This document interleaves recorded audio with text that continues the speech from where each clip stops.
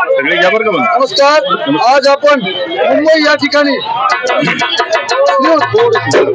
देवेंद्र फडणवीस मुख्यमंत्री तथा दोन्ही उपमुख्यमंत्र्यांच्या शपथविधीसाठी आलेलो आहोत.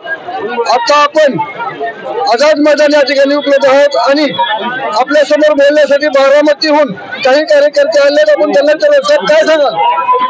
माननीय अजितदादा 1 लाख मतांनी निवडून आलेले आहेत. 1,01,000 मतांनी निवडून आलेत आणि आज त्यांचा शपथविधी होत आहे. आम्ही सर्व बारामतीकरांना खूप मोठा आनंद होतोय. गेल्या 2-2.5 वर्षामध्ये महायुतीच्या सरकारकडून जे काही शेतकऱ्यांसाठी लाडक्या बहिणीसाठी जे काही निर्णय झाले ते निर्णय अत्यंत चांगल्या पद्धतीने झाल्यामुळे हे आज यश आपल्याला पाहायला मिळते. आणि आज देवेंद्र फडणवीसजी मुख्यमंत्री म्हणून आणि अजितदादा उपमुख्यमंत्री म्हणून शपथविधी त्या कार्यक्रमाला आम्ही सर्वजण अत्यंत उत्साहाने आलेलो आहोत.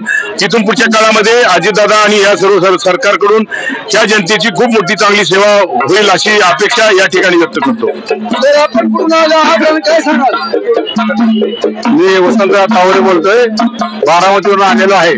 आणि माझं एकच इच्छा आहे की आतापर्यंत फडणवीसांना मुख्यमंत्री केलेलं आहे आणि दुसरं शिंदे साहेबांना पण मुख्यमंत्री केलेलं आहे.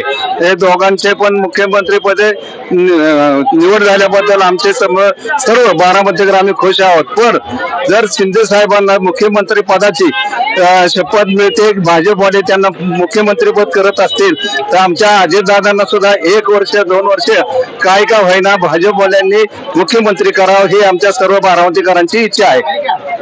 तर काय सांगाल? आपण कुठून आलात? आम्ही आलो बारामती सुपा, ग्रामीण भागातलं सुपगाव. ओके, ग्रामीण भाग सुपा. सांगा, काय सांगाल? दादांनी शेतकऱ्यांसाठी भरपूर आता द्यायची योजना केली आहे. शेतकऱ्यांचं नशीब आता दादा उपमुख्यमंत्री झालेत.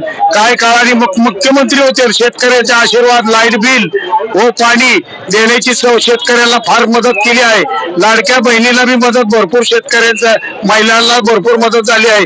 गोरगरिबांचे आशीर्वाद अजितदादांना लाभतील.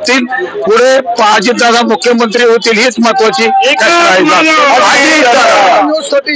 न्यूज रिपोर्टर अनिल के, भारतीय जनमत न्यूज, मुंबई, आझाद मैदान. धन्यवाद.